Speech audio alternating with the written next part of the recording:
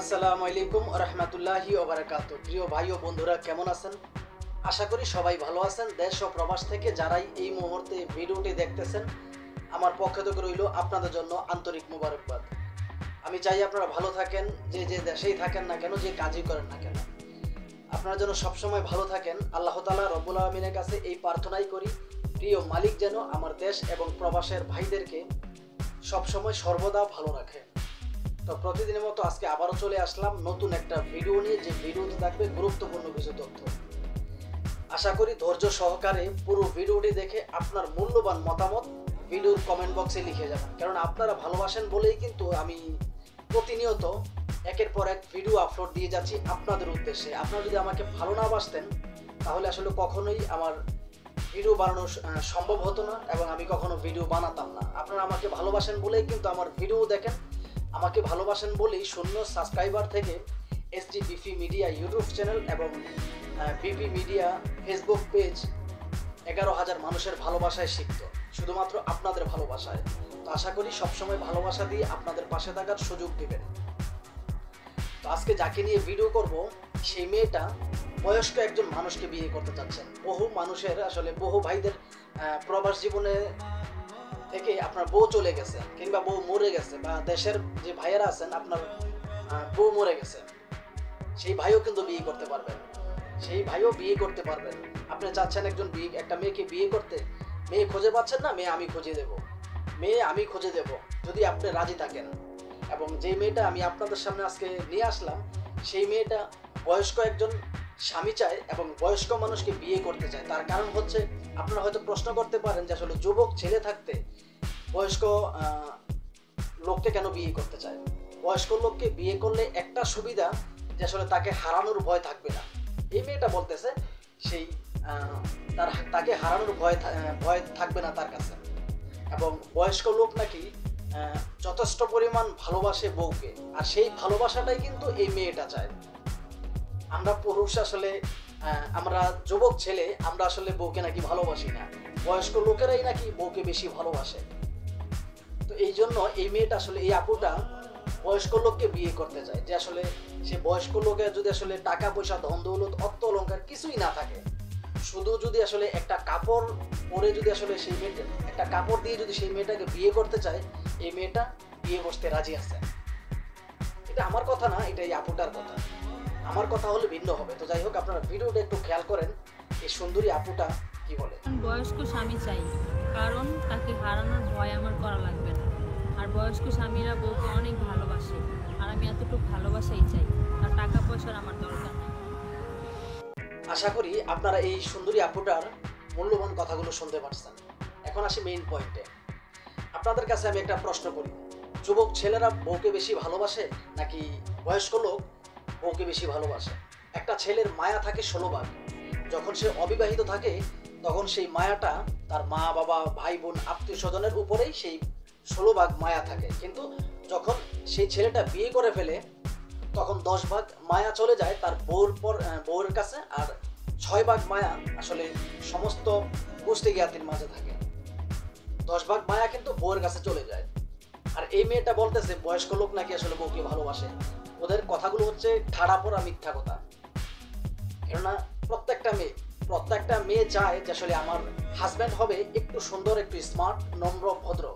প্রত্যেকটা মেয়ে কিন্তু এটা চায়, এবং মেয়েরা এটাও চায় যে আসলে আমার হাজব্যান্ডটা এমন একটা হাজব্যান্ড হবে যে আসলে আমি যেন তার মাথায় লবণ রাইখা বড়ি খাইতে পারি।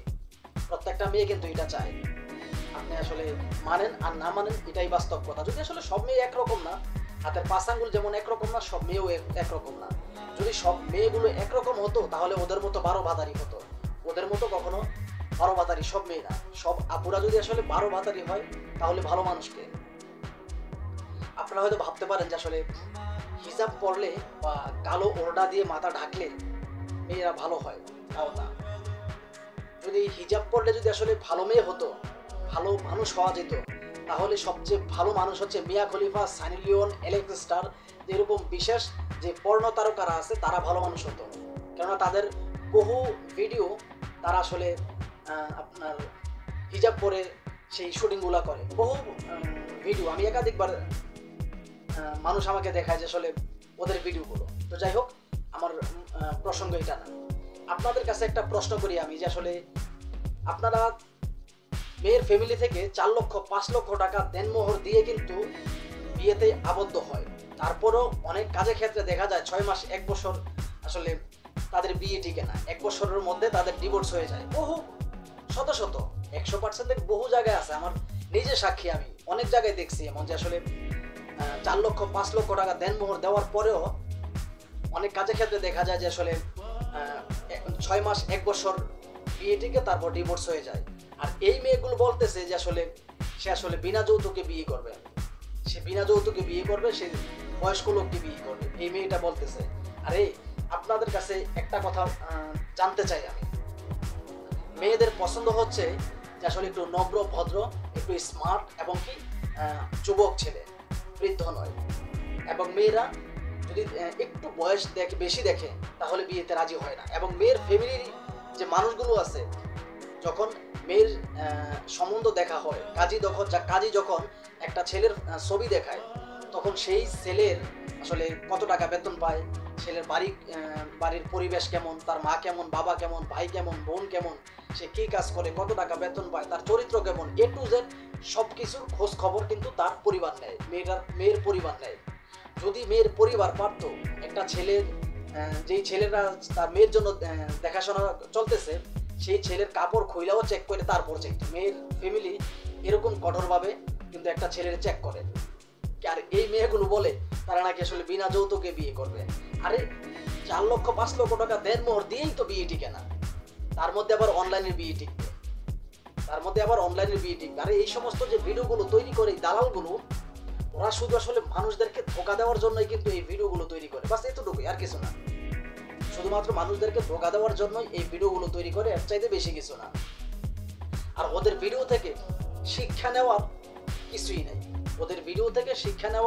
কিছুই নেই, তাও ওদের পেজে কিংবা ইউটিউব চ্যানেলে আসলে 50 থেকে 60 হাজার, 1 লক্ষ 1.5 লক্ষ ফলোয়ার এবং সাবস্ক্রাইবার। আমি বুঝি না মানুষ কি দেখে ওদের ফেসবুক পেজ এবং ইউটিউব চ্যানেল যে আসলে ফলো করে এবং সাবস্ক্রাইব করে, কি দেখে করে আমার আসলে বুঝে আসে না।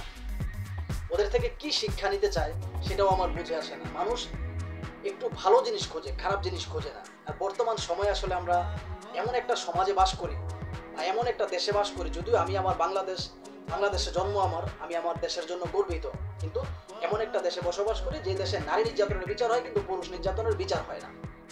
তো যাই হোক, এই ভিডিওটি আসলে কাউকে উদ্দেশ্য করে বানানো হয়নি, শুধুমাত্র সতর্কমূলক ভিডিও। প্লিজ কেউ খারাপ মন্তব্য করবেন না। ভিডিওটি ভালো লাগলে লাইক, কমেন্ট, শেয়ার এবং চ্যানেলটি সাবস্ক্রাইব করে আপনাদের পাশে থাকার সুযোগ দিবেন।